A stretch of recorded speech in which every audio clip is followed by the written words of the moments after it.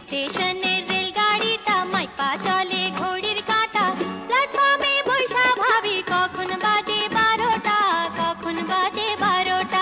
আসসালামু আলাইকুম সবাইকে। আজকে আমরা একত্রিত হয়েছি Bangladesh research analysis and information নেটওয়ার্কের পক্ষ থেকে। আমি আসিফ ইকবাল, আমার সঙ্গে আছেন জ্যোতি রহমান এবং আসিফ খান। আপনারা যারা ব্রেইনের ইউটিউব চ্যানেলে আমাদের এই আয়োজনটা মোটামুটি নিয়মিতভাবে দেখেন, আমাদের অর্থনীতির 12টার সেগমেন্টের আন্ডারে আমরা দেশের ম্যাক্রো ইকোনমি এবং ফাইন্যান্সিয়াল সেক্টর নিয়ে আমরা একটু যা ঘটছে সেগুলো নিয়ে আমরা একটু কথা বলি।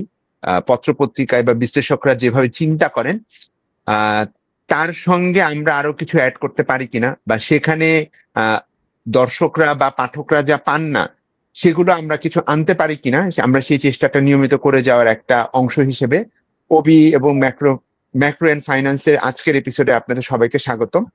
আজকে আমাদের যে ডিসকাশনটা এটা শুরু হবে একেবারে অর্থনীতির ওভারঅল সিচুয়েশন নিয়ে। আমরা সকলেই জানি বাংলাদেশ এখন একটা ক্রিটিক্যাল ট্রানজিশনের মধ্যে দিয়ে যাচ্ছে, এবং বাংলাদেশের মধ্যে যারা বসবাস করেন তারা, ঢাকার মধ্যে যারা বসবাস করেন, বড় শহরগুলোতে বা গ্রামে যারা বসবাস করছেন, তাদের মধ্যে অর্থনীতি নিয়ে কিন্তু এখনো একটা অনিশ্চয়তাবোধ রয়ে যাচ্ছে। আমরা এমনকি অনেক পত্রপত্রিকায় দেখতে পাচ্ছি তারা বলছেন যে অর্থনীতির অবস্থা ভালো না, বেশ কিছু ক্রিটিক আমরা দেখতে পাচ্ছি। কিন্তু ইন্টারেস্টিং হচ্ছে যে আমরা যখন ডাটা দেখতে পাই, আমরা যখন এভিডেন্স গুলোর দিকে তাকাই, অর্থনীতির বিভিন্ন ইন্ডিকেটর, একটা দুইটা ইন্ডিকেটর না, আমরা কিন্তু বেশ কিছু ব্রাইট সিচুয়েশন দেখতে পাই। যেটা আমরা যদি দেখি যে আমাদের জ্যোতি রহমান ভাইয়ের একটা লেখা এসছে দিন কয়েক আগে, এই ইন্টারিম গভর্নমেন্ট দায়িত্ব নেওয়ার পরে বাংলাদেশ ইকোনমিক আউটলুকের অবস্থা কি, সেখানে জ্যোতি ভাই দেখিয়েছেন যে ইকোনমি কিন্তু বাউন্স ব্যাক করছে, এবং সেটার পেছনে বাংলাদেশ সরকারের এবং বাংলাদেশ ব্যাংক এবং রিলিভেন্ট যে ফিনান্সিয়াল সেক্টর বা ইকোনমিক সেক্টর এজেন্সি গুলো আছে তাদের একটা এফোর্টেরও একটা কোরিলেশন আছে। এটা কিন্তু জ্যোতি ভাই ওনার সেই আর্টিকেলে ডাটা দিয়ে দেখেছে। ওটার সঙ্গে আমরা আজকে একটু কথা বলা শুরু করতে চাচ্ছি প্রথম ভাগে, যে আমাদের যে ইকোনমিক আউটলুক এটা জ্যোতি ভাই একজন মনোযোগী বিশ্লেষক এবং দর্শক হিসেবে কিভাবে দেখেন, এবং ডাটা কি বলছে মূলত আমরা সেটা জানতে চাই।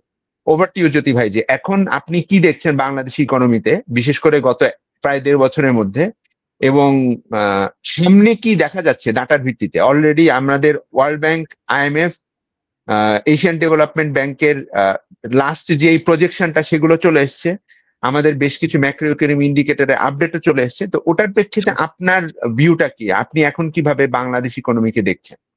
ধন্যবাদ। ওভার টু ইউ জ্যোতি ভাই। আচ্ছা, আসসালামু আলাইকুম সবাই। ধন্যবাদ আসিফ। বিশাল প্রশ্ন, এন্ড আমার বেশ কতগুলি চার্ট আছে, সেগুলো আমি দেখাবো। তার আগে আমি খুব সংক্ষেপে মানে হাইলাইটসটা বলে নিই, তারপরে চার্টসে যাব।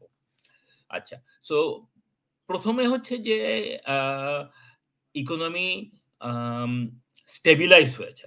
ওকে, আমরা যদি 1-1.5 বছর আগের কথা চিন্তা করি আর কি, যে আমরা কিভাবে চিন্তা করছিলাম, আমরা চিন্তা করছিলাম হাসিনার আমাদের শেষের দিকে আমরা যারা নিজেরা কথাবার্তা বলতাম, তখন তো পাবলিকলি অনেক কিছু হয়তো বলা যেত না। তো আমাদের একটা কমন ইয়ে ছিল হচ্ছে যে এরকম, যে আমরা টাকা ভার্সেস ডলার এক্সচেঞ্জ রেটটা কোথায় গিয়ে ঠেকবে।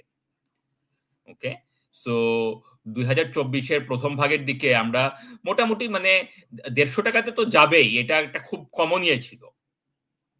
তখন অফিসিয়াল এক্সচেঞ্জ রেট ছিল হচ্ছে 112 টাকা বোধ হয়, আর ব্ল্যাক মার্কেটে বোধ হয় ছিল 120 টাকার মতো, সামথিং লাইক দ্যাট, তাই না? যখন পতন হয় তখন অফিসিয়াল রেট ছিল 117 ব্যাংকিং সেক্টরে, আমরা 117, আর ব্ল্যাকে ছিল হচ্ছে নিয়ার অ্যাবাউট 124-25-এর মতো, মানে গ্যাপটা এরকম ছিল আর কি।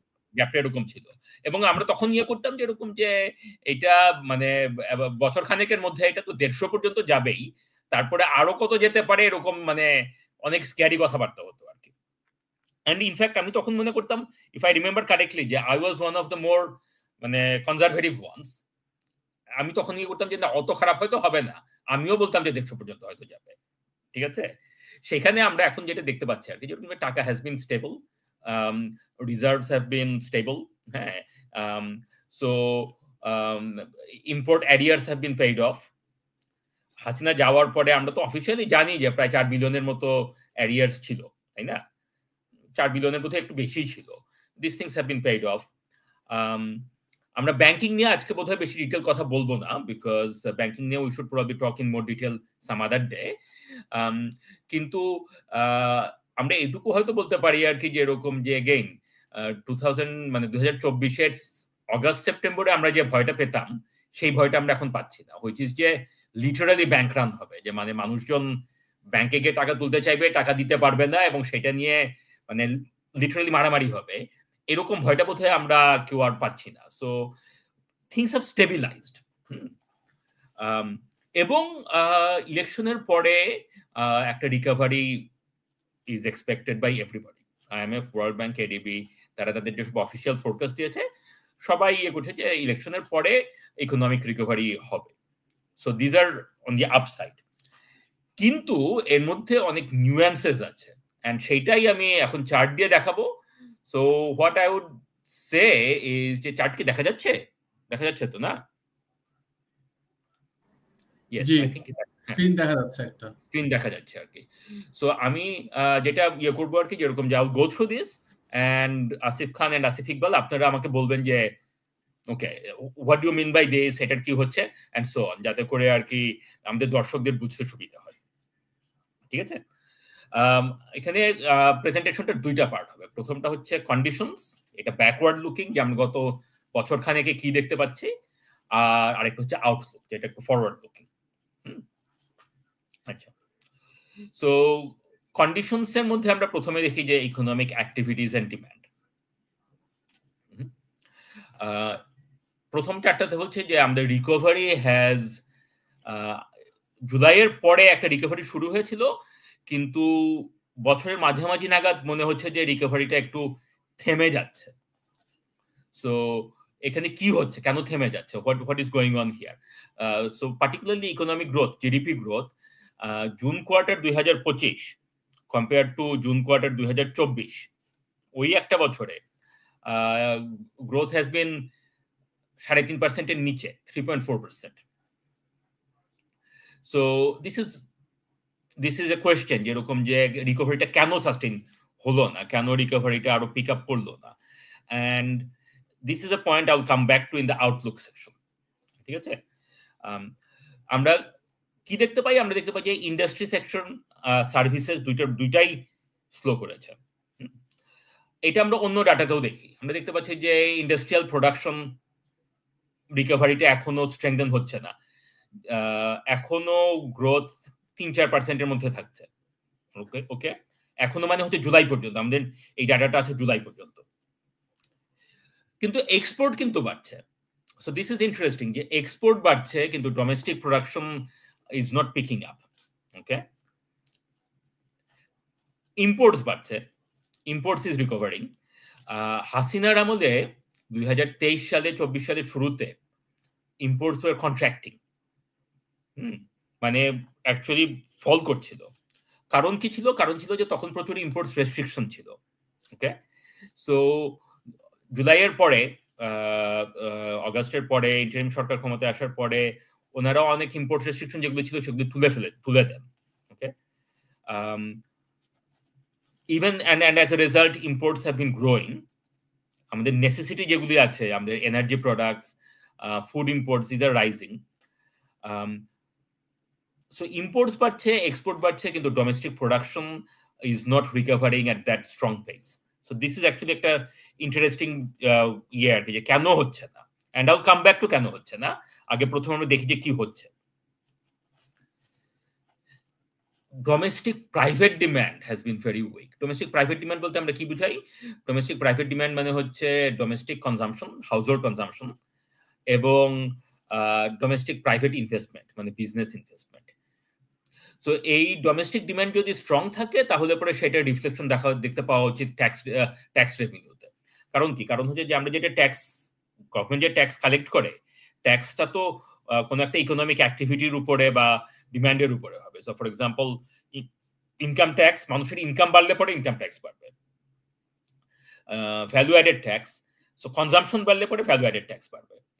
আমরা যেটা দেখতে পাচ্ছি সেটা হচ্ছে যে এই বছরের মাঝামাঝি, 2025-এর মাঝামাঝিতে এসে দেখা গেল যে মানে ওই অ্যানুয়াল হিসাবে আর কি, মানে ওই July August compare to the previous July August, revenue growth was close to zero, even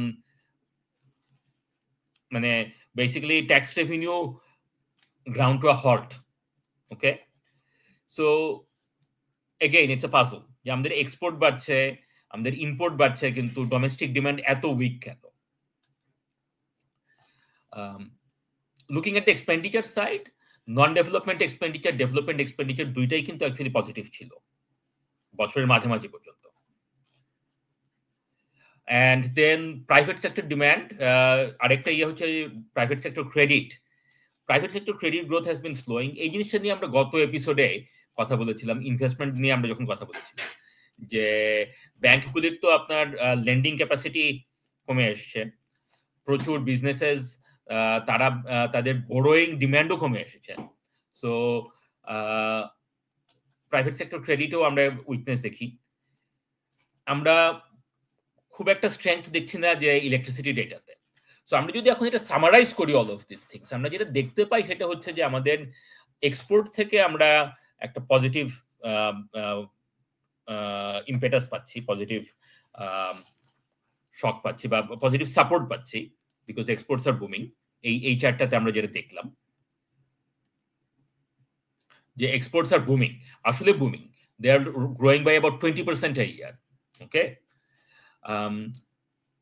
আমরা জানি যে government expenditure is also pretty strong. এই চার্টটাতে দেখেন যে non development expenditure, so government has been supporting, development expenditure is also growing strongly, ঠিক আছে? কিন্তু domestic private demand is very weak. Why? এবং এটার একটা মেজর কারণ, আমরা এখন যদি ডাটা থেকে একটু if we lift ourselves and think about theory, যে একটা মেজর কারণ হতে পারে uncertainty. Okay, political uncertainty, law and order, these kind of factors affect private investment. এবং when private investment is affected, that affects employment, that affects income, and then that affects consumption. So এটা গেল আমার প্রথম, মানে এই কয়েকটা chart থেকে আমার প্রথম সামারি যেটা আমি বলতে চাই সেটা হচ্ছে যে এক্সপোর্ট এবং সাপোর্টিভ গভর্নমেন্ট এক্সপেন্ডিচার সত্ত্বেও ডোমেস্টিক প্রাইভেট ইনভেস্টমেন্টে উইকনেস হওয়ার একটা মেজর কারণ হতে পারে যে political uncertainty, law and order uncertainty বা general uncertainty, general lack of confidence, pessimism, এই ফ্যাক্টরগুলি they are hurting domestic private demand, particularly investment. এটা গেল প্রথম পয়েন্ট। আচ্ছা, next let's look at prices and income. Okay, এইখানে the picture is again there's positives and there's negatives. আমরা নেগেটিভটা দিয়ে শুরু করি। ওকে, সো এই চার্টটা দেখাচ্ছে nominal wage growth. So you can see যে নমিনাল ওয়েজেস আর গ্রোয়িং এবং গ্রোথ রেটটা বেড়েছে। রিসেন্টলি গ্রোথ রেট হচ্ছে about 8%, which is higher than long term average of 6%. সমস্যাটা হচ্ছে যে inflation has been even higher. Okay, that means যে real wage is actually falling. যদি নমিনাল ওয়েজ বাড়ছে 8%, ইনফ্লেশন অফিসিয়ালি মেজার্ড ইনফ্লেশন বাড়ছে 9%। So মানুষের purchasing power has been falling. So this is one issue. আমরা জানি যে নতুন বর্তমান গভর্নর দায়িত্ব নেওয়ার পর থেকে we have had a complete reholding of our monetary policy framework. এবং উনি যেটা বলেছিলেন মনিটারি পলিসি ফ্রেমওয়ার্কে যেটা ছিল সেটা হচ্ছে যে interest rates are going to rise. As a result of that, domestic demand is going to slow, but at the same time the currency is going to be stable, and as a result of that eventually inflation is going to come down. This is the theory, this is the policy framework, এবং ওনারা সেটাই করার চেষ্টা করছেন। So part of this has happened. আমরা জানি যে currency has been stable, কিন্তু inflation is yet to come off. Okay, inflation কমেছে, কমে যে নাই তা না। এখানে এই কালো দাগটা হচ্ছে টোটাল ইনফ্লেশন সিপিআই, সবুজটা হচ্ছে ফুড, লালটা হচ্ছে নন ফুড। ওকে, সো সবুজটা অনেকখানি নেমে এসেছে এবং তার একটা মেইন কারণ is probably extra monetary policy, মানে মনিটারি পলিসির বাইরে। ওকে, প্রোডাকশন ভালো হয়েছে, We have been lucky in terms of weather. Government has taken steps in terms of importing food. So food inflation has come down a lot. A lal dakta, non-food inflation, this is still pretty high, still at 9%. Okay, so inflation is not under control quite yet. So this is an important point যেটাতে আমরা আউটলুকে যখন কথা বলবো, policy implication নিয়ে কথা বলবো, we'll come back to that. Okay, for now message হচ্ছে যে যদিও ওয়েজেস বাড়তেছে কিন্তু ইনফ্লেশন তার থেকেও বেশি, সো রিয়েল ওয়েজ এখনো কমতেছে, and that is not good. And this is also probably affecting the sentiment, household sentiment. হ্যাঁ, যে যেটা আসিফ আপনি শুরুতেই আসিফ ইকবাল আপনি বললেন যে মানুষের মধ্যে এখনো আনসার্টেন, মানুষের মধ্যে এখনো ইকোনমি নিয়ে এক ধরনের মানে অর্থনীতির অবস্থা ভালো না, এই সেন্টিমেন্টটা কাজ করে। তার একটা মেইন কারণ হতে পারে এইটা যে মানে cost of living pressure is still there. Food inflation has come down, but maybe among other things, maybe that pressure is still there, এবং সেটা একটা কারণ হতে পারে। আচ্ছা, ইকোনমির আনকোয়েশ্চেনেবল ব্রাইট স্পট হচ্ছে emigration, number of workers going overseas for work, এবং রেমিটেন্সেস। These are the two unquestioned bright spot. Okay, and they are supporting the economy. মানে both external sector currency stabilize করার জন্য হচ্ছে ব্যালেন্স অফ পেমেন্টের দিক থেকে, but also real economy, because রেমিটেন্সের যে টাকাটা আসে সেই টাকাটা তো মানুষ মানে সামহাও কাজে লাগায়, সেটা ডোমেস্টিক কনজাম্পশনে হোক অথবা ডোমেস্টিক ইনভেস্টমেন্টে হোক, যেভাবেই হোক। Okay, so this are the two bright spots. আচ্ছা, পলিসি সেটিংস যদি আমরা দেখি, পলিসি সেটিংস আমি যেটা বলতে পারি সেটা হচ্ছে যে external sector has bin stable, যেটা আমি প্রথমেই বললাম। Monetary conditions have been tightening. Interest rates, particularly real interest rate, মানে borrowing, মানে nominal interest rate less inflation. Real interest rate, particularly borrowing rate, যেটা এই লাল dotted line, এটা এখন finally it's getting to about 3%. আমরা একটা জিনিস অনেক সময় ভুলে যাই যে কোভিড এর আগে real borrowing rates were higher than 3%.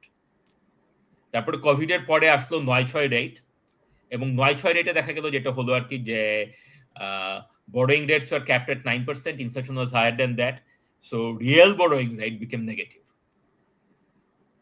গত এক বছরে এই সিচুয়েশনটা চেঞ্জ হয়ে আমরা finally real borrowing rate is getting to 3%.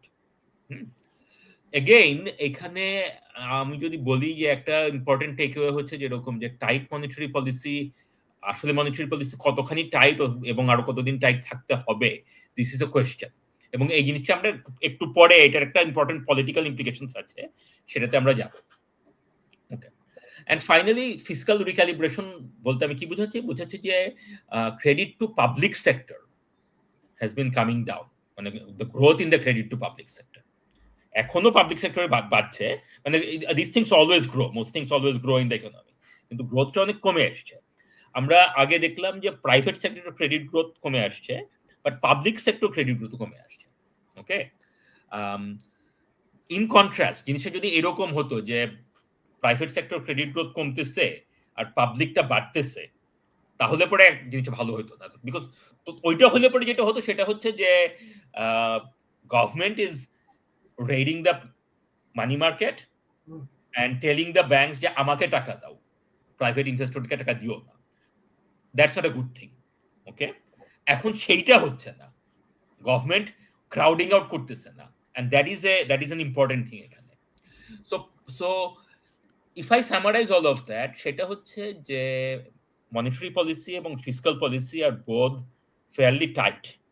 কত টাইট সেটা মানে they are not loose, they are anti-inflationary, they are stabilizing the economy, কিন্তু আমরা এখনো গ্রোথ এবং রিকভারিটা দেখতে পাচ্ছি না কেন? তার একটা মেইন কারণ আই উড সে ইজ যে যেটা আসিফ ইকবাল আপনি বললেন যে সেন্টিমেন্টস শুরুতে, যেরকম যে মানুষের মধ্যে এখনো ওই there is not confidence, lack of confidence. এই প্রেক্ষিতে আমি নেক্সট দেখাতে চাই যে what are the economic outlooks. IMF তাদের recent world economic outlook, World Bank তাদের বাংলাদেশ ইকোনমি আর Bangladesh development prospect, ADB Asian development prospect, এগুলি সবই গত মাসখানেকে তাদের নতুন নতুন ফোরকাস্টগুলি বের হয়েছে, রিপোর্টগুলি বার হয়েছে। সেখান থেকে আমি কিছু চার্ট তৈরি করেছি যেটা আমি এখন দেখাবো। And then I would ask some questions যেরকম যে what does this mean for policy, both current policy but also ইলেকশনের পরে ইলেক্টেড গভর্নমেন্টের পলিসি কি হতে পারে। ওকে, সো প্রথম আউটলুকটা হচ্ছে ইনফ্লেশন। ওকে, সো গভর্নরের এক্সপেকটেশনস ছিল পাবলিকলি, উনি যেটা বলেছিলেন, যদি আমরা বছরখানেক আগের কথা মনে করি, হি সেড যে তখন ইনফ্লেশন ছিল হচ্ছে 10%-এর উপরে। উনি বলেছিলেন যে tight monetary policy will bring inflation down by the end of 2025 to something like 5-7%। আমরা এখনো আসলে অত দূরে যেতে পারিনি, আমরা এখনো 8-এর উপরে ইনফ্লেশন। ওকে, এন্ড ফোরকাস্ট হচ্ছে এখানে লাল হচ্ছে IMF, আর সবুজটা হচ্ছে ওয়ার্ল্ড ব্যাংক, ব্লুটা হচ্ছে ADB। So world bank expects যে ইনফ্লেশন মোটামুটি ইলেকশনের পরে মানে আগামী 2 বছরে, আর বাই দ্য ওয়ে এই ইয়ারগুলি হচ্ছে সব ফিসকাল ইয়ার, মানে ক্যালেন্ডার ইয়ার না, মানে 2025 মানে হচ্ছে 24-25 অর্থ বছর, 26 মানে হচ্ছে 25-26। ওকে, এইভাবে। সো ওয়ার্ল্ড ব্যাংক মনে করতেছে যে 2027-এর মাঝামাঝি 26-27 মানে জুন 27 নাগাদ inflation will come down to about 5%, মানে আমাদের বাংলাদেশের যেটা লং টার্ম অ্যাভারেজ ছিল সেটাতে, হুইচ মিনস যে ইলেকশনের পরে ওয়ার্ল্ড ব্যাংক এক্সপেক্ট করছে যে ইনফ্লেশন নেমে আসতে আরো প্রায় বছর 1.5 লাগবে। IMF ইজ মোর পেসিমিস্টিক, তারা মনে করতেছে যে নামতে নামতে 2028 হয়ে যাবে, মানে আরো 2.5 বছর লাগবে। ওকে, সো এইটা আমরা যদি এখন we think in terms of what does this mean for monetary policy, আমরা যদি গভর্নর সাহেবের কথাটা আসলে সিরিয়াসলি চিন্তা করি, দ্যাট বেসিক্যালি মিনস উনি বলেছিলেন যে ইনফ্লেশন না কমা পর্যন্ত মনিটারি পলিসি ইজিং হবে না। And that makes sense, যে মানে that's what modern monetary policy, inflation targeting monetary policy, that's what you are supposed to do. আপনি বললেন যে এরকম যে আমার ইনফ্লেশন টার্গেট হচ্ছে x, ওই x না আসা পর্যন্ত আপনি পলিসি লুজ করবেন না, দ্যাটস দ্য পয়েন্ট। হ্যাঁ, সো দ্যাট মিনস যে ইলেকশনের পরে যদি পলিটিক্যাল প্রেশার আসে সেন্ট্রাল ব্যাংকের উপরে যে আমাদের তো interest rate is too high, rate কমাও, দ্যাটস আ ফ্ল্যাশ পয়েন্ট। আমরা জানি যে এটা খালি যে বাংলাদেশেই হতে পারে তা না, ডোনাল্ড ট্রাম্প সকাল বিকাল উঠতে বসতে ফেড রিজার্ভের উপরে বলতেছে যে এরকম যে রেট কাট করো, রেট কাট করো, রেট কাট করো, right? So this can happen anywhere in the world, কিন্তু আমেরিকা যেটা অ্যাফোর্ড করতে পারে সেটা কি আমরা অ্যাফোর্ড করতে পারবো কিনা, দ্যাটস আ কোয়েশ্চেন। যদি ভাই একটু ইন্টারাপ্ট করি আপনাকে, মানে একটা পয়েন্ট আমার মাথায় আসলো যে এখন আমাদের পলিসি ইন্টারেস্ট রেট আসলে 10, এন্ড সেন্ট্রাল ব্যাংক থেকে বলছে যে 7-এর নিচে ইনফ্লেশন গেলে তার রেট কাট কনসিডার করবে। এই মাসে আপনার অক্টোবর মাসে ইফ এভরিথিং গোজ রাইট আমরা 8-এর নিচে চলে আসবো, মানে 8 ছিল আমরা 8-এর নিচে চলে আসবো। এখন কত নিচে এটা একটা প্রশ্ন। আমার যেটা আপনার কাছে প্রশ্ন আসলে 3% higher than inflation rate policy rate set করা, হ্যাঁ, do we still need to be that conservative? No, this is a so এখানে যদি আমরা এখানে রিয়েল ইন্টারেস্টটা দেখি এই চার্টটাতে, যে ইয়ে থেকে আর কি real borrowing rate used to be actually much higher. আমরা যদি মানে let's say going back to 2015, আমি র্যান্ডমলি একটা ডেট নিলাম, ঠিক আছে? সো সেই সময় কিন্তু real borrowing rate, so this was the policy রেটের পরে তো ব্যাংক তার ইয়ে রাখবেন, তারপরে মানে পলিসি রেট হচ্ছে যে মানে যেটা আর কি ব্যাংক টু ব্যাংক ইয়েটা সেটা, তাই না? তারপরে তো ব্যাংক যখন প্রাইভেট সেক্টরকে লেন্ড করবে মানে সে তো আরেকটা মার্জিন রাখবে সেটার উপরে।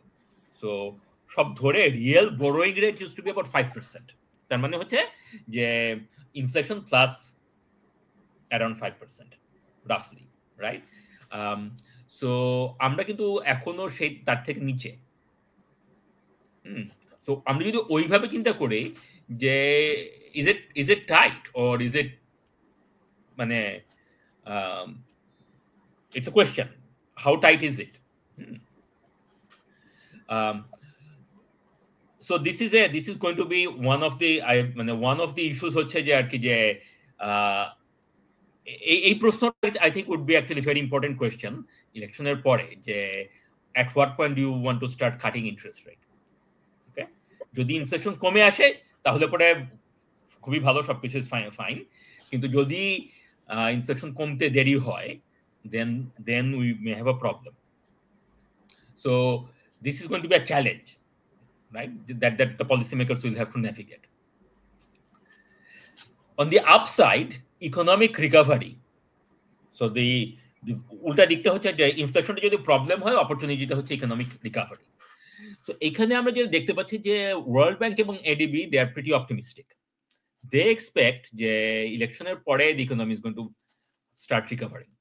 সো আমরা জানি যে 2024-25-এ যে ফাইনাল ফিসক্যাল ইয়ারটা ছিল, এই ফিসক্যাল ইয়ারে economic growth has bin less than 4% BBS এর অফিশিয়াল ডেটা অনুযায়ী। সেখান থেকে ওয়ার্ল্ড ব্যাংক বলতেছে যে নেক্সট ইয়ারে এটা জ্যোতি ভাই, সরি একটু ইন্টারাপ্ট করি এখানে। আমি একটা প্রশ্ন আমার একার না, আমি অনেকটাই করতে দেখেছি। এই যে আইএমএফ বা ওয়ার্ল্ড ব্যাংক তো মোটামুটি একই গ্রুপভুক্ত হলেও তারা দুটো আলাদা প্রতিষ্ঠান। ধরেন এই যে এই প্রতিষ্ঠানগুলো যখন বিভিন্ন দেশের ইকোনমিক প্রজেকশন করে, ফর এক্সাম্পল এই যে এইবারই আইএমএফ আর ওয়ার্ল্ড ব্যাংকের একটু মানে আইএমএফ অনেক মানে তুলনামূলকভাবে ওয়ার্ল্ড ব্যাংকের তুলনায় আইএমএফ অনেক কনজারভেটিভলি প্রজেক্ট করেছে। আপনি একটু যদি কাইন্ডলি ব্যাখ্যা করতেন অডিয়েন্সকে এই ফাঁকে আর কি, যে এই ডিফারেন্সটা কেন হয়, মানে কনজারভেটিভ অ্যাপ্রোচটা মানে এটা কি জাস্ট ফিলোসফিক্যাল ব্যাপার নাকি কোনো টেকনিক্যাল আন্ডারস্ট্যান্ডিং এরও ডিফারেন্স থাকে? এই জায়গাটা যদি আপনি একটু এক্সপ্লেইন করতেন। Okay, no, this is a very good question আসলে। একটা ইন্টারেস্টিং জিনিস কি যে this is probably the first time that I remember যে মানে World Bank has been more optimistic than the IMF. Usually আমার এক্সপিরিয়েন্স যেটা আর কি, মানে খালি বাংলাদেশ না, দুনিয়ার বেশিরভাগ জায়গাতেই আমার অবজারভেশন যেটা হয় আর কি, সবসময় না বাট মোটামুটি মোটা দাগে বলা যায় যে world bank is more pessimistic. And সেটার একটা ফিলোসফিক্যাল দিক আছে, যে সেটার ফিলোসফিক্যাল দিকটা হচ্ছে যে ওয়ার্ল্ড ব্যাংকের যে কাজের মেইন ফোকাস যেটা, সেটা হচ্ছে মাইক্রো এবং ডেভেলপমেন্ট। যে মানে ওয়ার্ল্ড ব্যাংকের কাজটা হচ্ছে আর কি যে পভার্টি অ্যালিভিয়েশন, ডেভেলপমেন্ট সেক্টরকে সাপোর্ট দেওয়া, এগুলি হচ্ছে তাদের মেইন ফোকাস। ম্যাক্রোটা you need to do macro to do micro, এবং সেইখান থেকে ইয়েটা আর কি যে ফিলোসফিক্যালি এটা হচ্ছে যেরকম যে মানে গ্রোথ ইটসেলফ ইজ নট ইয়ে আর কি, মানে সো দ্যাট ক্রিয়েটস আর কি যে ওই ইয়ে থেকে ওরা যেভাবে মডেলিং করে দ্যাট ক্রিয়েটস এ মানে একটু ওই ধরনের পেসিমিস্টিক বায়াস টাইপের ইয়ে তৈরি করে আর কি। কারণ হচ্ছে কি যে আপনি যদি দেখান যে growth is going two be very fast, তাহলে পরে ওই মাইক্রো জিনিসগুলি থেকে আর কি ফোকাসটা চলে যায়। রাদার ইউ সে যেরকম যে নো আসলে অবস্থা খুব একটা ভালো না, এই জন্য আমাদেরকে আরো বেশি ডেভেলপমেন্ট ফোকাস করতে হবে। Whereas IMF এর ফোকাসটা is actually some very different. They are very much a macro এবং and they start with GDP and then they go to the other things. এটা গেল একটা ফিলোসফিক্যাল ডিফারেন্স। এইখানে আরেকটা জিনিস হচ্ছে টেকনিক্যাল একটা ডিফারেন্সও আছে, সেটা হচ্ছে যে সাধারণত সেফসে বাংলাদেশের ক্ষেত্রে আমরা যদি ধরি, বাংলাদেশে ঢাকায় ওয়ার্ল্ড ব্যাংকের একটা অফিস আছে এবং it's a pretty large organisation. অনেকেই সেখানে মানে লোকাল স্টাফ এবং বিদেশি স্টাফ নিয়ে ইটস এ ভেরি সাইজেবল অফিস, এবং ইকোনমিক আউটলুক নিয়ে বা ইকোনমিক অ্যানালিসিস নিয়ে বা ম্যাক্রো ইকোনমিক অ্যানালিসিস নিয়ে ওয়ার্ল্ড ব্যাংকে যে পরিমাণ লোক কাজ করে ঢাকা অফিসে, that is comparable to Bangladesh bank বা মিনিস্ট্রি অফ ফাইন্যান্সের সাথে, মানে আমাদের সরকারি প্রতিষ্ঠানগুলির সাথে। ওকে, whereas IMF is very much based in Washington. IMF এর যে ঢাকা অফিস আছে সেখানে বেসিক্যালি একজন বা দুইজন, একটা খুব ছোট্ট একটা অফিস, এবং all the analysis is done in Washington. তারা রেগুলার ঢাকায় আসেন, রেগুলার তারা ঢাকায় এসে সরকারি প্রতিষ্ঠানের সাথে, বাংলাদেশ ব্যাংকের সাথে, মিনিস্ট্রি অফ ফাইন্যান্সের সাথে মিটিং করেন, ডাটা কালেক্ট করেন এন্ড সো অন। কিন্তু it is a top down Washington থেকে মানে high level forecasting, whereas World ব্যাংকের forecasting is bottom up, Dhaka based. তো এটা হলো টেকনিক্যাল ডিফারেন্স। এখন এই বছর কেন World bank is more optimistic than IMF? That is a good question, that is a very good question. আমি এটার উত্তর আমি দিতে পারবো না, কারণ আমি আসলে ফোরকাস্টিং এর সাথে মানে আমি IMF বা ওয়ার্ল্ড ব্যাংকের হয়ে কাজগুলি করিনি। কিন্তু তাদের সাথে দেখা হলে পরে I would love to have a মানে কনভারসেশন উইথ দেম, যেরকম যে কেন ডিফারেন্সটা হলো। ওকে, কিন্তু যেটা আমি বলতে পারি যে টেকনিক্যালি কেন ওয়ার্ল্ড ব্যাংক ইজ সুইফটার এখানে, সেইটা আমি পরের চার্টে দেখাতে পারি। বাট এই চার্টে আমরা যেটা দেখতে পাচ্ছি সেটা হচ্ছে যে ওয়ার্ল্ড ব্যাংক এক্সপেক্ট করতেছে যে ইলেকশনের পরে 2026 এবং 27 নাগাদ economy is going two bounce back. Okay, so আগামী মানে 2026 ফেব্রুয়ারিতে যদি নির্বাচন হয়ে যায়, তারপরের অর্থ বছর যেটা 2026-27 রিকভারি সুইফটলি হবে। whereas IMF বলতেছে যে রিকভারি হইতে হইতে এই দশকের শেষে, মানে আগামী নতুন সরকারের 5 বছরের শেষের দিকে গিয়ে হবে। So world bank is much more optimistic than IMF। কেন সেটা আমি একটা হাইপোথেসাইজ করতে পারি। এই চার্টটাতে আমরা যেটা দেখতেছি সেটা হচ্ছে যে ইনভেস্টমেন্ট রিকভারি। ওকে, এইখানে আমরা দেখতেছি যে IMF আর ওয়ার্ল্ড ব্যাংক দুজনেই কিন্তু বলতেছে যে investment is going to recover very swiftly আগামী বছর থেকেই। এই বছর মানে গত বছর 2024-25-এ private investment did not grow at all. This is the chart এখানে দেখাচ্ছে। ওকে, সো এখানে এই নীল দাগটা হচ্ছে হিস্টোরিক্যাল আর লাল সবুজ হচ্ছে ফোরকাস্ট। এই যে 2025 মানে 24-25 ফাইন্যান্সিয়াল ফিসকাল ইয়ার, এই বছরটাতে কোনো ইনভেস্টমেন্ট গ্রো করে নাই। ওকে, মানে কত যে ফিসকাল ইয়ারটা মাত্র শেষ হলো। এই জিনিসটাই আমরা একটু আগে যেটা নিয়ে কথা বলছিলাম, যে কেন মানুষ মনে করে যে এরকম যে অর্থনীতি ভালো যাচ্ছে না, যদিও এক্সপোর্ট গ্রো করতেছে, যদিও রেমিটেন্স আসতেছে, যদিও টাকা ডলার রেট স্টেবল আছে, রিজার্ভ স্টেবল আছে, তারপরেও কেন ইকোনমি গ্রো করছে না, গ্রো করে নাই, বা কেন মানুষ সেটা ফিল করছে না?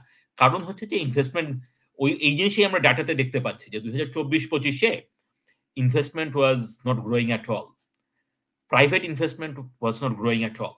ওকে, অ্যান্ড ওয়ার্ল্ড ব্যাংক এবং IMF দুজনেই এক্সপেক্ট করতেছে যে ইলেকশনের পরে আগামী বছর এবং তার পরের বছর investment is going to grow very strongly. So underline এটা হচ্ছে এখানে যে আমরা যদি এখন ডাটাটা থেকে একটু হায়ার লেভেলে গিয়ে আমাদের ন্যারেটিভটা চিন্তা করি, what they are both telling us is যে ইলেকশনের পরে পলিটিক্যাল আনসার্টেনিটি যদি দূর হয়, তাহলে পরে there is a pent up investment demand যেটা ফেরত আসবে, and that's going to be good for the economy. Obviously that's going to support growth. So দুইজনেই বলতেছে যে investment is going to grow, কিন্তু ওয়ার্ল্ড ব্যাংক বলতেছে যে ইনভেস্টমেন্ট থেকে রিটার্নটা খুব ভালো হবে, IMF বলতেছে যে রিটার্নটা আসতে একটু সময় লাগবে। Okay, so this seems to me is an important element to the story. দুইজনের মানে দুইটা অর্গানাইজেশনের মধ্যে there seems to be a difference of opinion, এবং these are both forecasts, মানে there is no reason to think যে IMF বা world bank বললো বলেই এটা হয়ে যাবে, জিনিসটা তো আসলে তা না। ফোরকাস্ট, these are basically তাদের মডেলিং, তাদের অ্যাসাম্পশন, তারা সেখান থেকে ফোরকাস্ট হচ্ছে। আমাদের জন্য যেটা চিন্তা করতে হবে আমাদের পলিসি মেকারদের জন্য, যে আমরা দুইটাই যদি দেখি যে একই রকম ইনভেস্টমেন্ট গ্রোথ, মানে ইনভেস্টমেন্টটা রিকভার যদি করতে পারি, আমরা যদি পলিটিক্যালি স্টেবিলিটি আনতে পারি, প্রাইভেট সেক্টর ইনভেস্ট করবে, সেই ইনভেস্টমেন্টের রিটার্নটা আমরা যদি এই সবুজ দাগের মতো আমাদের হওয়া উচিত। Okay, so we have to facilitate the investment that goes to a faster recovery. আমাদের policy thinking should be that, যে IMF বলছে দেখেই যে এরকমই হবে, no, that's not the case, right? So we need to think about that, যে এরকম যে why is it that যে ওয়ার্ল্ড ব্যাংকের ফোরকাস্টটা কেন আমরা পাবো না? ওকে, আচ্ছা, so this is on the investment side. এবং ইনভেস্টমেন্ট নিয়ে আই উড রিকোয়েস্ট আমাদের দর্শকদেরকে যে আমাদের গত এপিসোডটাতে আমরা ইনভেস্টমেন্ট নিয়ে অনেকখানি কথা বলেছি। you will see very detailed discussions there, so I would request people to have a look.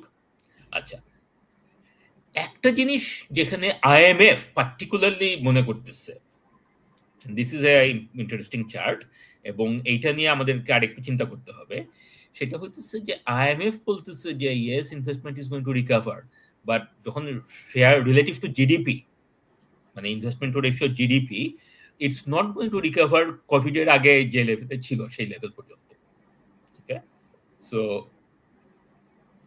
তারা বলতেছে যে এরকম যে রিকভার একটু হবে, কিন্তু হয়ে খুব একটা বাড়বে না, বরঞ্চ যেটা হবে সেটা হচ্ছে যে savings two GDP ratio is going two decline.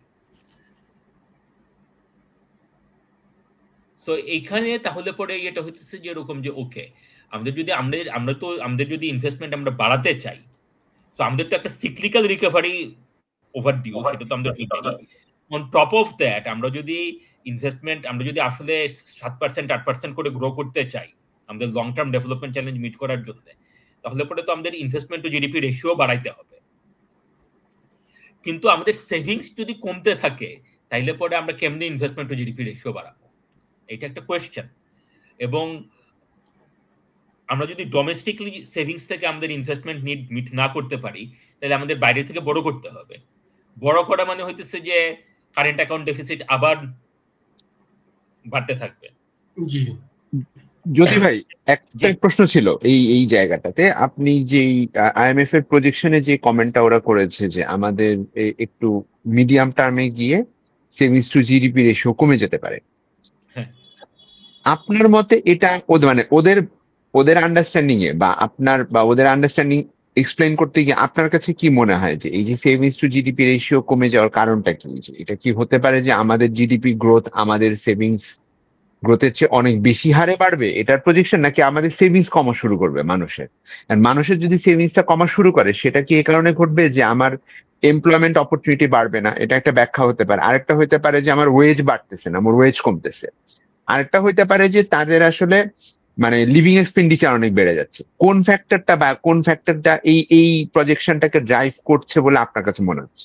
আমি একটু অ্যাডিশনাল প্রশ্ন করবো যদি ভাই, একটু অ্যাডিশনাল প্রশ্ন রেলিভেন্ট। রাসিফ ইকবাল ভাইয়ের প্রশ্নটা আসলে এখন থেকে সামনে অনুযায়ী, হ্যাঁ, মানে আমার কোয়েশ্চনটা একটু পিছন থেকে, যে আপনার চার্টে যদি আমরা 19-20 দেখি এবং আগে দেখি, উই ডিড হ্যাভ অ্যাবাভ 31%, 31 থেকে যে 28-এ নেমে আসলো এবং আরো পড়বে ভাবা হচ্ছে যে হোয়াট এক্সপ্লেইনস দ্যাট। মানে আমি প্রশ্নটা অন্যভাবে করলে, আমি 31-এ ফেরত যেতে হলে আমার কি করতে হবে as a country? Right, okay, so these are all very important question, and this is the thing যেটা আমাদের নির্বাচনের পরে নতুন যে সরকার আসবে, these are the questions that ওনাদেরকে চিন্তা করতে হবে।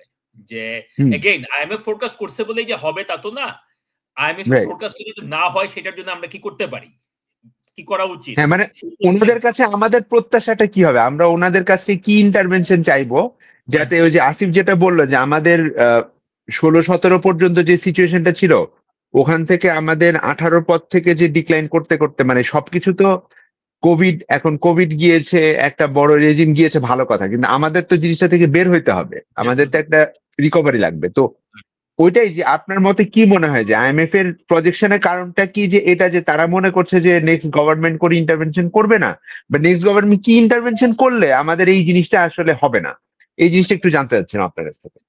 ওকে, সো IMF এর রিপোর্ট পড়ে যেটা আমি বুঝলাম, এবং তার থেকে আগে ইজিয়ার কোয়েশ্চেন যেটা অ্যান্সার, যেটা আসিফ খানের প্রথম যে ব্যাকওয়ার্ড লুকিংটা, সেটা ইজ ইজিয়ার টু অ্যান্সার, যে সেভিংসটা পড়লো কেন। হ্যাঁ, সেভিংসটা পড়ার একটা মেইন কারণ ছিল হচ্ছে যে হায়ার ইনফ্লেশন, জব লসেস, মানে কোভিড এর পরে জব লস, তারপরে ইনকাম লস, তারপরে ইনকাম যাদের ছিল, ইনকাম যদিও বাড়তেছিল, রিমেম্বার যে আমরা একটা চার্ট দেখছিলাম প্রথমে যে wages are growing but inflation is higher than that. হ্যাঁ, মানে real wage is falling. So for households আপনার যখন রিয়েল ইনকাম কমতে থাকে, রিয়েল ইনকাম মানে হচ্ছে যে মানে income adjusted for cost of living, so যখন ওই ইয়েটা হইতে থাকে আর কি, যে আমার বেতন বাড়তেছে 8%, আমার কস্ট অফ লিভিং বাড়তেছে 10%, তার মানে হইতেছে যে আমার purchasing power of my money is actually falling by 2%. So তখন আমি আমার কস্ট অফ লিভিং, আমার যে খরচ, আমি খরচটা মেটাবো কোত্থেকে? I have to draw down my savings. হ্যাঁ, খুব মোটা দাগে বা খুব সিম্পলিফাইড করতে গেলে পরে that is the story between 2019 থেকে শুরু করে 2025 পর্যন্ত, এই গত 5-6 বছরের। এবং গোয়িং ফরওয়ার্ড যেটা হচ্ছে সেটা হচ্ছে আর কি যে IMF এর মানে reported reading between the lines করলে পরে যেটা দাঁড়ায় সেটা হইতেছে যে এরকম, যে তারা মনে করতেছে যে জিনিসটা এরকমই আরো বেশ কয়েক বছর এরকম থাকবে। ওকে, এবং that's not a good thing. মানে এখন আমরা তাহলে গভর্নমেন্টের কাছ থেকে আমরা কি ইন্টারভেনশন এক্সপেক্ট করতে পারি, বা গভর্নমেন্টের কি চিন্তা করতে হবে? গভর্নমেন্টের চিন্তা করতে হবে সেটা হইতেছে যে, প্রথম যেটা চিন্তা করতে হবে সেটা হইতেছে যে ইনফ্লেশন যত তাড়াতাড়ি নিচে নিয়ে আসতে পারা যায় সেটা। So this is got to be number 1। হ্যাঁ, যে কারণ আমি যতক্ষণ পর্যন্ত ইনফ্লেশনটা আমি যদি মনে করি যে ইনফ্লেশন কমতে কমতে 2028 হয়ে যাবে, তাইলে পরে আমি 2028 আগে পর্যন্ত মনিটারি পলিসি ইউজ করতে পারবো না। 2028 পর্যন্ত যদি আমি মনিটারি পলিসি ইউজ না করতে পারি, তাইলে পরে তো আমার রিকভারি অত সুইফট হবে না, তাই না? এবং অত সুইফট যদি না হয় তাইলে পরে তো এমপ্লয়মেন্ট বাড়বে না, এমপ্লয়মেন্ট না বাড়লে পরে ইনকাম তো অত ইয়ে হবে না। সো গভর্নমেন্টের কাছ থেকে আমাদের প্রথমে যেটা গভর্নমেন্টের চিন্তা করতে হবে যে তাদেরকে কিভাবে ইনফ্লেশন আরো তাড়াতাড়ি নামিয়ে নিয়ে মানে রিডিউস করা সম্ভব হয়। এটা বা উল্টাভাবে দেখতে যেরকম যে they can't afford to do anything যেটা ইনফ্লেশনকে রিইগনাইট করতে পারে। সেগুলি কি হইতে পারে? সেগুলি তো আমরা জানি যে আওয়ামী লীগ যেগুলি করে গেছিল গত কয়েক বছরে, সেগুলি না করা। ওকে, don't do 9/6 don't plunder the banks, right? Don't plunder the energy sector. So এই জিনিসগুলি তো আমরা জানি, মানে পলিটিক্যালি ইয়ে করা। কিন্তু তার থেকেও বড় কথা হচ্ছে যে central bank credibility, Bangladesh bank credibility, যে তারা যেহেতু একটা পলিসি ফ্রেমওয়ার্ক অ্যানাউন্স করছে, let them continue with that, সেটা একটা জিনিস। But on top of that, যে ইকোনমিক গ্রোথটা কত তাড়াতাড়ি আমরা রিকভার করতে পারি। এগেইন, যে IMF এর লাল দাগের তুলনায় ওয়ার্ল্ড ব্যাংকের সবুজ দাগ, how can we make sure যে আমরা এই গ্রিনটাতে থাকতে পারি? সেখান থেকে তাইলে পরে প্রশ্ন আসতে পারে যে ওকে, মেবি আমরা যদি ইনভেস্টমেন্ট আরো সুইফটলি রিকভার করতে পারি, ওকে, সেইভাবে আমরা যদি কিছু করতে পারি, that's what I would ask the government. Because government যদি হাউস হোল্ডকে ডিরেক্টলি বলে যে নো, তোমাদের সেভিংস বাড়াইতে হবে, that is not going to work. জোর করে সেভিংস বাড়াইতে গেলে বললে তো আর হবে না। কারণ হচ্ছে যেরকম যে মানুষের মানে দিস আর মাইক্রো ডিসিশনস। একটা হাউস হোল্ডের তো সার্টেন এক্সপেন্ডিচার তাদের করতে হবে, তাদের কনসাম্পশন প্যাটার্ন, তাদের লাইফস্টাইল মেনটেন করে, এগুলি তো তারা করবে, রাইট? সো আমি যদি তাদেরকে বলি যে এরকম যে জোর করে তোমার সেভিংস বাড়াইতে হবে, you can't consume in a democratic environment, সেটা তো সম্ভব না। মানে আমরা তো চায়না বা ভিয়েতনামের মতো কমিউনিস্ট দেশ না, যেখানে গভর্নমেন্ট বলতে পারে যে এরকম যে তুমি এটা এটা এটা করতে পারবা না। আমরা যদি একটা ডেমোক্রেটিক পলিটিক্যাল এনভায়রনমেন্টে থাকতে চাই, then we have to give people that freedom to choose their lifestyle, right? So যেটা আমাদের করতে হবে সেটা হচ্ছে যেরকম যে we have to facilitate income and employment, and we have to push down the cost of living. So আমাদের গভর্নমেন্টের কাছ থেকে এই জিনিসগুলি চিন্তা করতে হবে, যেরকম যে what can they do to make sure যে inflation comes down and investment and employment and income are generated. যদিও একটা জিনিস একটু জিজ্ঞেস করতে হবে আপনাকে, এই পিরিয়ডটা যে ডিক্লাইনিং সেভিংস এর পিরিয়ডের একটা ফেনোমেনা ছিল যে মানুষজনের ব্যাংকিং খাতের উপরে ট্রাস্ট চলে গেছিল। এবং আসিফ ইকবাল ভাইয়ের মনে থাকবে যে মাঝখানে people were hoarding massive amounts of US dollar. তারা ওই ছোট ছোট সিন্দুক কিনে আপনার হচ্ছে ইউএস ডলার কিনেছে। পরবর্তীতে আমি শুনেছি যে গোল্ডেও সিমিলার, এখন গোল্ড মার্কেটে সাপ্লাই শর্টেজ আছে, বেসিক্যালি এরকম অবস্থা। তো এইটা যখন হচ্ছে যে এই টাকাটা কি মানে থিওরি অনুযায়ী এটার কারণে কি সেভিংস রেট ফল করতে পারে, যে people are not having trust in the system? So okay, so gold is a hedge against the system, তাই না? মানে হিস্টোরিক্যালি অ্যান্ড ইন্টারন্যাশনালি যখন গোল্ডের ডিমান্ড বাড়ে, the usual interpretation of that is that যে মানে আইদার আমার দেশে ইনফ্লেশন বেশি, অথবা আমার কারেন্সিতে কোনো আমার আস্থা নাই, অথবা আমার পলিটিক্যাল সিস্টেমে কোনো আস্থা নাই, বা মানে সো সো ওইটা কিন্তু ইজ ভেরি কনসিস্টেন্ট, যেরকম যে সোনার দাম is a very strong indicator of distrust in the system, right? So, and gold prices, by the way, like, globally very high at the moment, record আর কি, তাই না? So there is that too, যেটা খালি যে বাংলাদেশে হচ্ছে তা না, এটা is a global phenomenon. না, এটা গ্লোবাল, কিন্তু গ্লোবালটা একটু মোর রিসেন্ট। মানে আমাদের দেশে যখন মানুষজন টাকার উপরে আস্থা হারাচ্ছিল বা ব্যাংকিং খাতের উপরে 2020 সাল থেকে কিন্তু মানুষের কনসার্ন ছিল, আমার স্পষ্টত মনে আছে। কারণ আপনি যদি ইসলামিক ব্যাংকগুলোর ট্রাবলগুলো নিয়ে কথা বলেন, এটা কিন্তু এখন না, এটা কয়েক বছর ধরেই হচ্ছে। তো ওই সময় কিন্তু ডলার ইউএস ডলার যারা কিনছে, ক্যাশ ডলার, সেও কিন্তু আসলে ওই পার্সপেক্টিভ থেকে কিনছে যে I am not having trust in the system. So আমি ওই অ্যাঙ্গেল থেকে চিন্তা করছি যে মেবি সেটা কোনোভাবে সেভিংস রেটকে কমাতে পারে কিনা। পারে, এবং এখানে আরেকটা জিনিস, আমরা তো বোরোইং রেট নিয়ে কথা বলছি, সেভিংস রেট যেটা মানে ডিপোজিট রেট আর কি, এখনো real rate is negative, right? Okay, so মানে থেকে আর কি deposit rate, nominal deposit rate is 6 এর একটু বেশি। জি, this is from up to August 2025, so this is weighted average of all banks, Bangladesh Bank data. Okay, so nominal borrowing rate is I think 6.2 or something, and inflation is obviously August তখনো 8 এর উপরে ছিল। Okay, that means যে real savings rate বা real deposit rate is -2. So that মানে আমি যদি এখন টাকা রাখতে চাই, and সেই টাকাটার আসলে যদি মানে রিয়েল ভ্যালু 2% ডিক্লাইন করে ইন্টারেস্ট রেট, মানে রিয়েল ইন্টারেস্ট রেট যদি আমি -2 হয়, that doesn't really give me much incentive to save, তাই না? True, actually that's very aligned with this other theory of mine, যে আপনি তখনই তো alternate assets এ টাকা রাখবেন, right? doesn't go to the banking sector, right? আপনি ব্যাংকে রাখলে তো এটা ক্রেডিট ক্রিয়েশনে কোনো না কোনো ফর্মে যেত। জ্যোতি ভাই, এখানে মনে হয় আমরা আরেকটা প্রবণতা এই কারণেই দেখতে পেয়েছিলাম যে আপনি হয়তো লক্ষ্য করবেন, করোনার সময় আমাদের প্রচুর চোখে পড়েছে যে বিভিন্ন ধরনের MLM বেস যে কিছু e commerce company fraudulent activities করেছিল, ওখানে মানুষের যাওয়ার প্রবণতা বেড়েছিল। কিন্তু এই কারণে, কারণ একটা বড় জিনিস আমাদের এখানে ঘটেছে আর্নিং কমে যাওয়ার ক্ষেত্রে। যেমন আমাদের 7-8 সালে কিন্তু হঠাৎ করে প্রচুর মানুষ স্টক মার্কেটে ঢুকে পড়ছিলেন। সো ওর পরে 10-এ যে ক্র্যাশটা হলো, ওখান থেকে পরবর্তীতে যে ইয়েটা হয়েছে, ওটা মানুষের একটা ধাপের ইনকাম লস হয়েছে। আরেকটা ধাপের ইনকাম লস হয়েছে আমার আসলে 15-16 পর থেকে যে রিয়েল প্রাইভেট ইনভেস্টমেন্ট কমে গেছিল। প্রাইভেট ইনভেস্টমেন্ট কমা মানে আপনার ব্যবসা স্লো হয়ে যাবে, ওটা অনেক ম্যাক্রো ডাটাতে দেখা যাচ্ছিল না, কারণ পাবলিক ইনভেস্টমেন্ট অনেক বাড়তেছিল ওই সময়। কিন্তু গ্র্যাজুয়ালি কিন্তু মানুষের আর্নিংও কমে গেছে, এবং করোনার পরে সেটা অনেক বেশি নেকেডলি ধরা পড়ছে। তো এই যে আর্নিং কমে যাচ্ছে এবং সেভিংস এর যে অপরচুনিটি, দুইটাই কমে যাচ্ছে। তার মানে হচ্ছে আমাদের এখানে কিন্তু সেভিং করার যে প্রণোদনাটা থাকে বা যে এভিনিউ, দুই দিক থেকেই হিট খাচ্ছে। তার মানে হচ্ছে আমাদের কিন্তু নেক্সট গভর্নমেন্টের জন্য ইকোনমিকে অনেক বেশি প্রায়োরিটি দেওয়া ছাড়া, কারণ এমপ্লয়মেন্ট ক্রিয়েশন প্লাস ভালো এমপ্লয়মেন্ট ক্রিয়েশন দুইটাই, মানে ইনকাম অনেক না বাড়লে তোমার সেভ করবে না।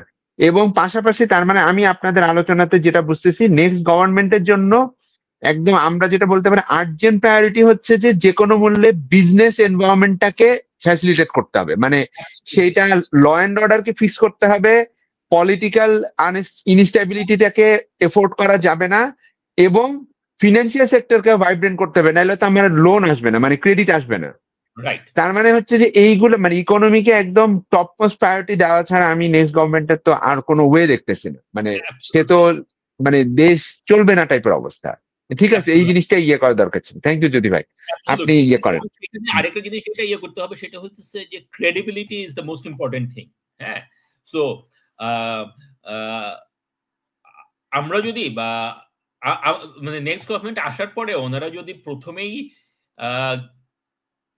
যদি ক্রেডিবিলিটি এস্টাবলিশ না করতে পারে, কনফিডেন্স বিল্ড না করতে পারে, তাহলে পরে it will be too late, মানে there is no second chance এখানে। so this is a very important thing, যে হানিমুন পিরিয়ড থাকবে, আচ্ছা ঠিক আছে ওনারা দেখি কি করে, it's not going to be like মানে ওই অপরচুনিটিটা ওনাদের হয়তো হবে না। ওনাদেরকে কনফিডেন্সটা প্রথম থেকেই ডে 1 থেকেই সেটা ইয়ে করতে হবে। হ্যাঁ, মানে ধরেন তার মানে হচ্ছে অনেকটা এই গভর্নমেন্টের সিচুয়েশন হবে আমাদের 75-76-এর সময়ে জিয়াউর রহমান যেই চ্যালেঞ্জের মুখে পড়েছিলেন, ব্রোকেন ইকোনমি, একটা অ্যাংরি ইউথ সোসাইটি, মানে আফটার এ ব্লাড শেডেড কু, পাল্টা কু, অনেক কিছুর পরে। তার মানে এই গভর্নমেন্টের অবস্থা তো আসলে আরো খারাপ, কারণ তখন কিন্তু রেগুলেটরি বডি বা সিস্টেম এমন ব্রোকেন ছিল না, এখন কিন্তু ওটাও ভেঙে পড়ছে। সো ওনাদের আসলে মিনিমাম কোনো ইয়েও নাই, মানে একটু রিল্যাক্স করারও কোনো স্পেস থাকবে না আর কি, বোঝা যাচ্ছে। there is no honeymoon period, সেটা আমি বলতে চাই। হ্যাঁ, একেবারে, মানে ওনাদের ডে 0 থেকে ঝাঁপায় পড়তে হবে। এবং ওনাদের আরেকটা যেটা প্রবলেম থেকে যাবে, সেটা আমি কারেন্ট অ্যাকাউন্ট নিয়ে আর বললাম না, এটা উই অল আন্ডারস্ট্যান্ড, এবং will talk about external sector maybe some other day. We will still have to service Hasina's debt. হাসিনাকে আমরা তাড়িয়ে দিতে পেরেছি, কিন্তু the legacy is still with us. আমাদের IMF এর ফোরকাস্ট হচ্ছে যে আগামী 5 বছরের হিসাবে তারা দেখাচ্ছে তাদের forecast. Again it doesn't mean যে এরকম এটাই হবে, but it is something we have to be aware যে এরকম যে ওকে দিস ইজ পসিবিলিটি, যে up to a quarter of revenue, মানে আমরা গভর্নমেন্টের প্রতি 4 টাকার 1 টাকা খরচ করতে হবে ইন্টারেস্ট পেমেন্টে। ওকে, debt to GDP ratio is going to remain high, যেটা হাসিনার আমলে, যেটা হাসিনার শেষ 7 বছরে, মানে 2017-তে যেটা ছিল 27% এর কম, সেখান থেকে হাসিনা চলে যাওয়ার সময় এটা 38% পর্যন্ত, মানে 10-11% অফ জিডিপি বাড়ছে, এবং সেইটা আবার বাড়বে। ওকে, ওয়ার্ল্ড ব্যাংকও সেটা বলতেছে যে যদিও ওয়ার্ল্ড ব্যাংকের GDP data, inflation data is forecast, they are much more optimistic than IMF, তারাও এক্সপেক্ট করে যে ডেট টু জিডিপি রেশিও বাড়বে।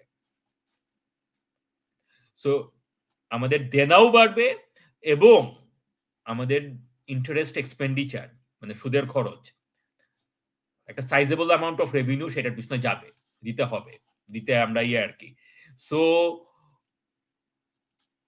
যে ইনকামিং গভর্নমেন্ট আসবে, তাদের এক্সপেকটেশন মিট করা এবং কনফিডেন্স বিল্ড করা, that would be their challenge. Honeymoon period কোন কিছুই থাকবে না। So they have to মানে there's basically only one way, সেটা হচ্ছে যে এই ইনভেস্টমেন্ট রিকভারিটা যত সুইফটলি, যত প্রম্পটলি, যত ডিসাইসিভলি করা যায়। সো এই কথা বলেই আমার প্রেজেন্টেশন শেষ হচ্ছে।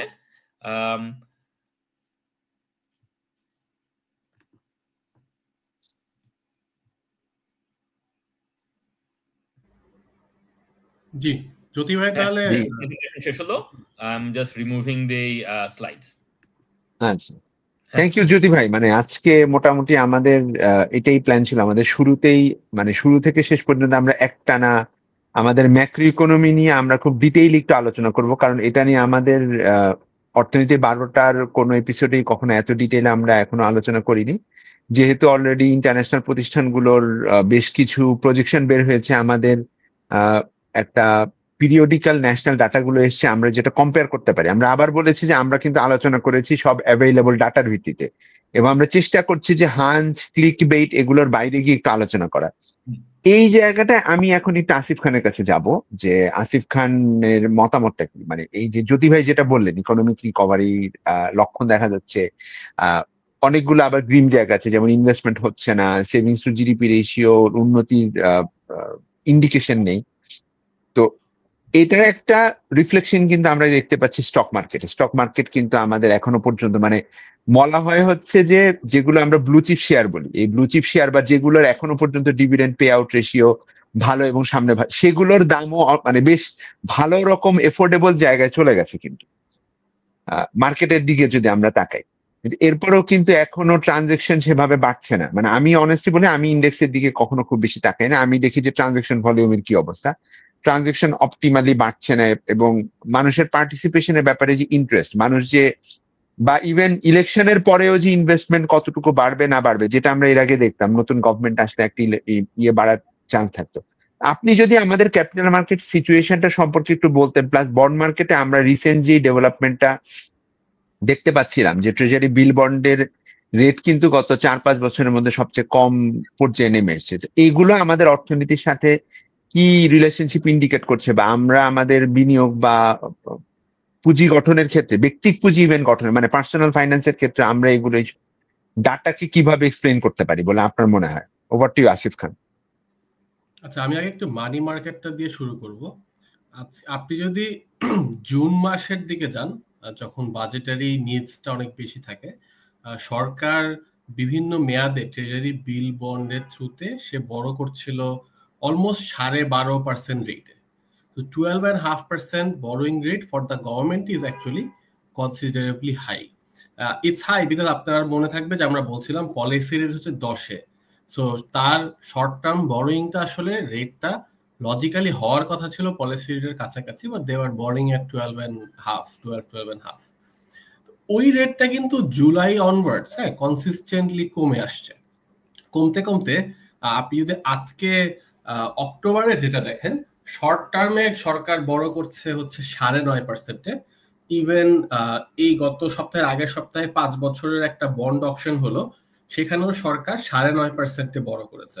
So it's almost a 3% drop, and that's a significant drop, and it's actually a sign of positivity. সরকার যদি কম রেটে বড় করতে পারে, তাহলে অন্যরাও ইভেন্চুয়ালি কম রেটে বড় করতে পারবে। তো এর ফলে আমরা যেটা দেখেছি যে ব্যাংকিং খাতে এবং এনবিএফআই খাতে ডিপোজিট রেট কমে আসছে। অলরেডি 2 থেকে 3 বার কয়েকটা প্রতিষ্ঠান তাদের ডিপোজিট রেট কমিয়ে নিয়ে আসছে। এবং আমি কিছু ব্যাংকারদের সাথে কথা বলে যেটা বুঝতে পারছি যে সামনে অ্যাকচুয়ালি লেন্ডিং রেটেও কিছু অ্যাডজাস্টমেন্ট আসতে পারে। মানে এটা হচ্ছে পলিসি রেট কাট না করেই অ্যাডজাস্টমেন্ট আসতে পারে। এখন ইনফ্লেশন যদি সিগনিফিক্যান্টলি কমে আসে, সেন্ট্রাল ব্যাংক হচ্ছে আপনার যদি পলিসি রেট কাট করে, তাহলে you will see further declines, and that would be significant enough to give some stimulus to the economy, some stimulus. So that's the money market, bond market scenario. এখন আমরা আসা হচ্ছে কি capital market, মানে stock মার্কেটের ক্ষেত্রে যদি আমি বলি, আমি একটু স্ক্রিনটা শেয়ার দিই, আমার মনে হয় যে সেটা দিয়ে ব্যাখ্যা করলে একটু সহজ হবে। সো আপনারা একটু বলেন যে আমার স্ক্রিনটা দেখা যাচ্ছে কিনা। এখনো দেখা যাচ্ছে না। আচ্ছা, দেখা না গেলে সমস্যা নাই, আমি ভার্বালি যদি বলি, আমরা জুন মাসের কথা বলছিলাম যে জুন মাসে এইখানে আমরা যেটা দেখতে পাচ্ছি ঢাকা স্টক এক্সচেঞ্জের যে বেঞ্চমার্ক ইন্ডেক্সটা ডিএসসিএক্স, সেটার চার্ট আমি দেখাচ্ছি। আপনি মে শেষে ইন্ডেক্স ভ্যালু দেখেন, এখানে ছিল হচ্ছে গিয়ে 4,620। হ্যাঁ, so that was the lowest point of this year, and then we had a pretty strong rally from here on to 5,600. so quite a ভালো মোমেন্টামে কিন্তু ইন্ডেক্সটা বেড়েছিল। এবং এই পিরিয়ডটা কিন্তু ওই যে আমি বলছিলাম যে ইন্টারেস্ট রেট বা ইল্ড, বন্ডের ইল্ডটা আসলে কমে আসছিল।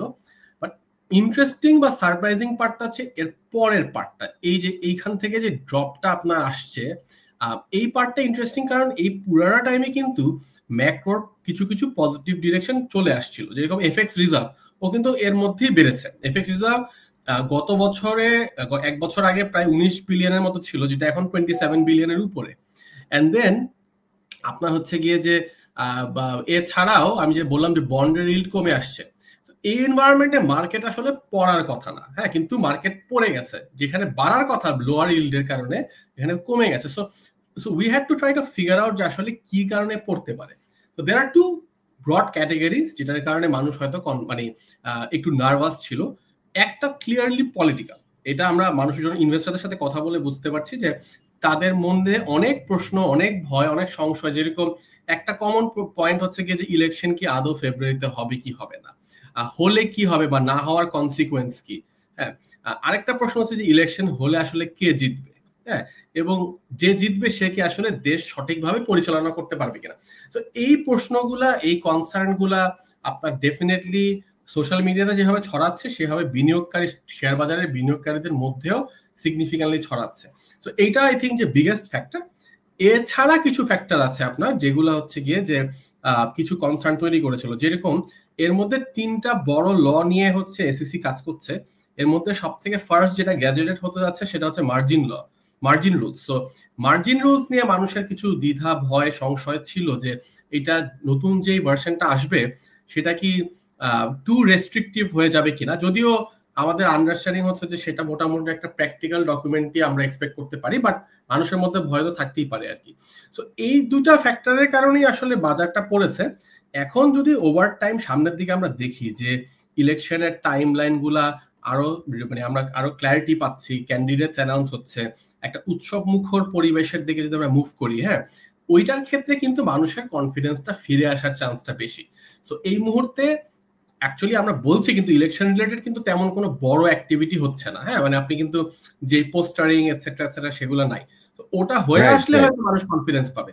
আর দ্বিতীয় হচ্ছে কি যে ইলেকশনটা একবার হয়ে গেলে পরের যে ভয়টা হচ্ছে নতুন গভর্নমেন্ট আসলে firmly will they be in control, তারা কি আসলে সঠিক পদক্ষেপ নিবে, তারা কি রিফর্মস করবে নাকি রিফর্মের রাস্তা থেকে সরে যাবে।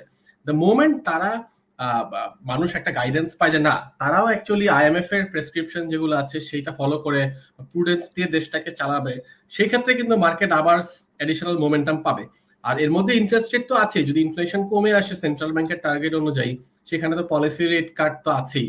আর অন্য যে বেনিফিটটা আমরা পাচ্ছি যে এখন রিজার্ভ বাড়ছে, বাংলাদেশ ব্যাংক ডলার কিনছে, ওইটার কারণেও কিছু হচ্ছে কি আপনার বন্ড ইল্ডস কমছে, সেই পজিটিভিটিটাও আছে আর কি।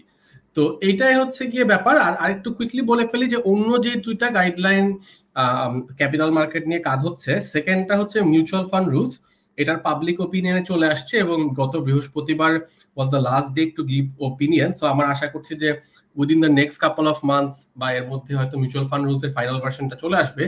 এবং থার্ড যেটা আসবে সেটা হচ্ছে পাবলিক ওপিনিয়নে আসবে, সেটা হচ্ছে পাবলিক ইস্যু রুলস। এবং এটা আসলে খুবই গুরুত্বপূর্ণ ক্যাপিটাল মার্কেটের জন্য, যে আপনার নতুন কোনো কোম্পানি আইপিও তে আসতে হলে যে রুলস এর মাধ্যমে আসে সেটাই এটা ডিফাইন করবে। সো মানুষের এক্সপেকটেশন হচ্ছে গিয়ে যে পাবলিক ইস্যু রুলস এ মানুষ কোম্পানিরা আসলে দ্রুত কম সময়ের মধ্যে আপনার পাবলিক লিস্টিং করতে পারবে এবং তারা মোটামুটি ফেয়ার ভ্যালু পাবে।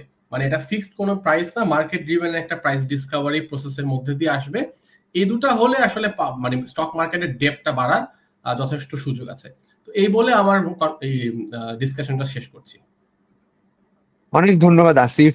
এই ডিসকাশনে এই পার্টটা খুব ভালো ছিল যে আপনার কথা শুনে যেটা মনে হচ্ছে যে ইনভেস্টররা ইনভেস্ট করতে প্রস্তুত, এনভায়রনমেন্টাল সিচুয়েশনের কারণে তারা কনফিডেন্সটা পাচ্ছেন না, উইচ ইজ ভেরি অপটিমিস্টিক। যে তার মানে হচ্ছে যে আমাদের বর্তমান সরকার এবং আপকামিং সরকার যদি ইনভেস্টরদেরকে ভালো মেসেজ দিতে পারেন এবং তাদেরকে যদি এই বার্তাটা দিতে পারেন যে ইনভেস্ট করলে তাদের ইনভেস্টমেন্টটা সিস্টেমিক কারণে কোনো খারাপ দিকে যাবে না, তার আপনার কি মনে হয় যে আমাদের মার্কেটে এখন লিকুইডিটি, এখন বা নেক্সট 1 বছরে ক্যাপিটাল মার্কেটের জন্য লিকুইডিটিটা একটা ইস্যু?